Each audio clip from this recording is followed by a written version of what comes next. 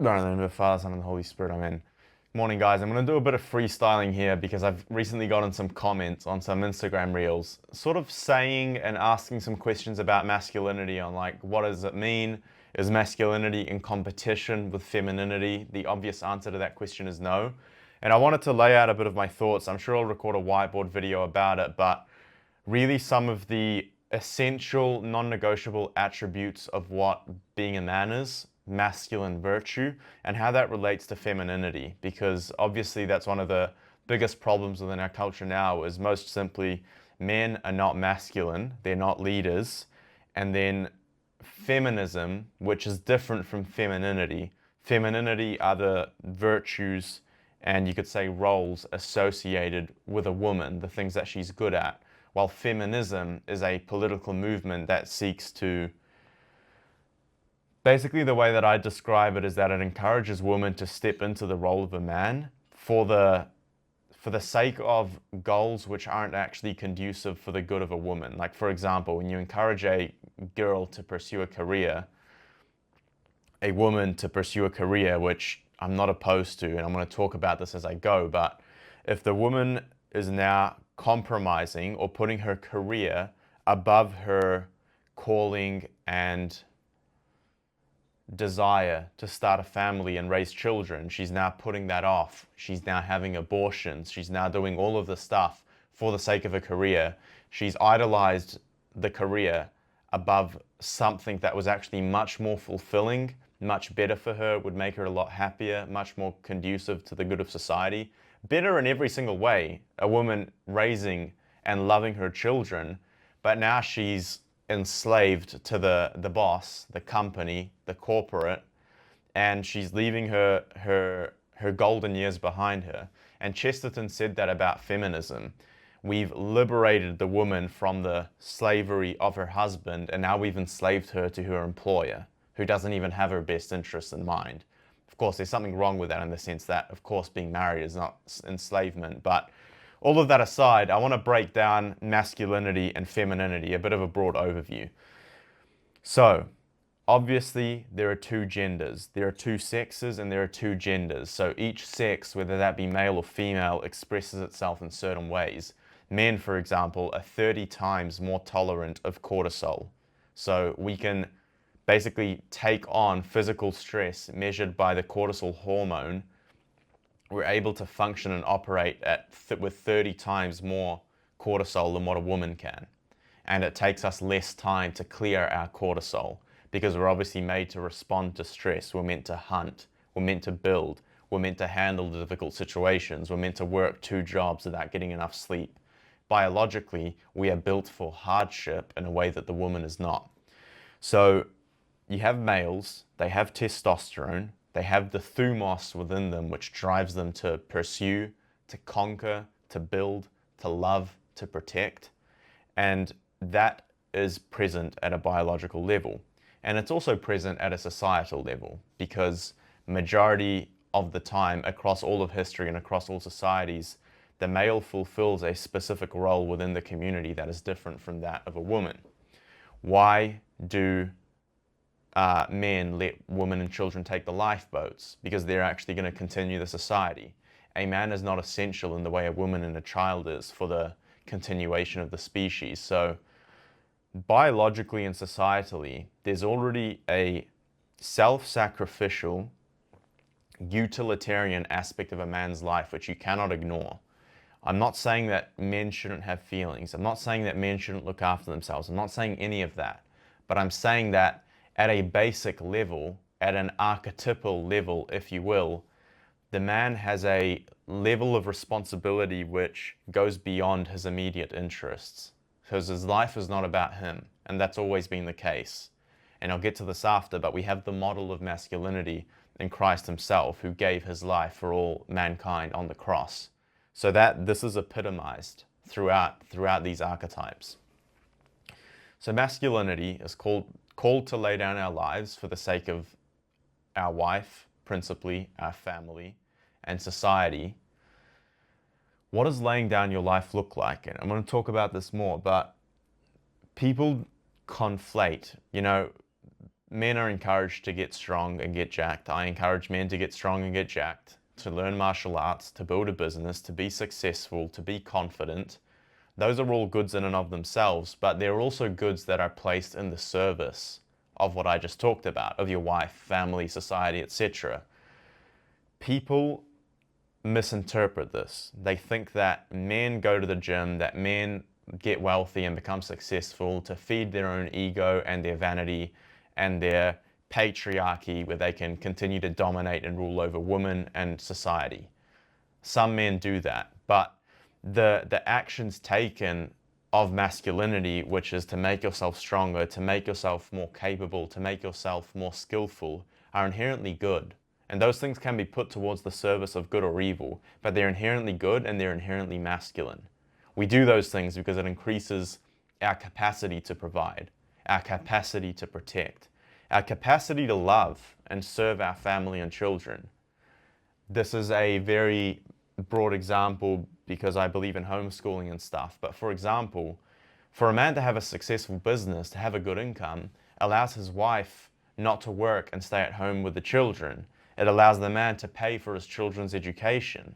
So actually earning money and being successful is not the whole picture, but it's part of the picture of giving that more spiritual and intellectual provision to your children, not just physical bread on the table. So you've got these masculine attributes, you've got these masculine talents, if you will. As I said before, we're hardwired to be able to work harder, to be able to push harder, to fight. And that manifests in certain behaviors, physical behaviors. And if I had to sum all of that up, I'm going to call it leadership. That the masculine vocation at its core is leadership. Principally, and most importantly, which is what I talk about all the time, a young man has to be able to lead himself. He leads himself in virtue. He leads himself in chastity. He has to be able to give and put a direction to his life.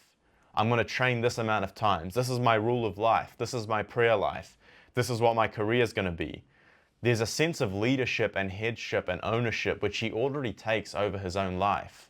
But that same leadership also applies to his larger vocation, whether that be getting married and starting a family, whether that be becoming a priest. Maybe you're running a business, and I'd put that obviously under marriage and the priesthood, but every single level of vocation as we go out and expand the circles of influence, yourself, your family, society, it's all leadership. You lead yourself, you lead your family, because that is your responsibility as the head of the family.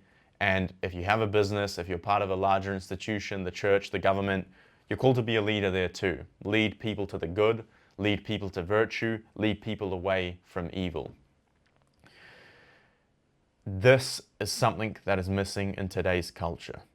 Not only because it's actively disencouraged, but, and now we're going to get to the problem with feminism, is that a lot of men, not just women, but a lot of men think that for a man to embrace his masculine vocation of leadership is now going to come to at the cost of the feminine role, at the cost of the woman. Now, this is something that is called a competitive or zero-sum game. If masculine leadership genuinely removed from the autonomy and the freedom and the happiness of the woman, then that would be a form of oppression, or what they strawman as the patriarchy. If it was a zero-sum game. For example, there's one cookie on this table, and there's me and there's another dude. If I eat the cookie, he doesn't get the cookie. That's a competitive game, because if I win, he loses. And people think that if men win, women lose, which has never been the case, and it's the most stupid argument ever. It makes no sense biologically, culturally. It just literally, at any level of approach or analysis, it's a stupid argument. Why? Because when men lead, when men create a safe, stable, resourceful environment for their wives and children, the woman flourishes, she is happy, she is able to do what is most intrinsic and natural to her, which is love. Love your children, love you as a husband who also needs emotional support and stuff. That's her vocation. It's a vocation of love and growth and nurture. That's the beautiful gift that women have that men do not have. And us leading in the masculine way, in the external world, being the head of the household, taking care of all the crap that happens in the outside walls of this house, bringing in the money, servicing the car, making sure the environment is safe, locking the doors at night, giving the room for the woman and the children to grow. And of course, we ourselves contribute to the woman and child, to the woman and children. When we fulfill our role as leaders, and this is going to manifest slightly differently, for each family, for each institution, but ultimately the man is the leader, and that's appointed by God. Okay, we see that Christ tells us, women, submit to your husbands, and Christ submit, what does it say?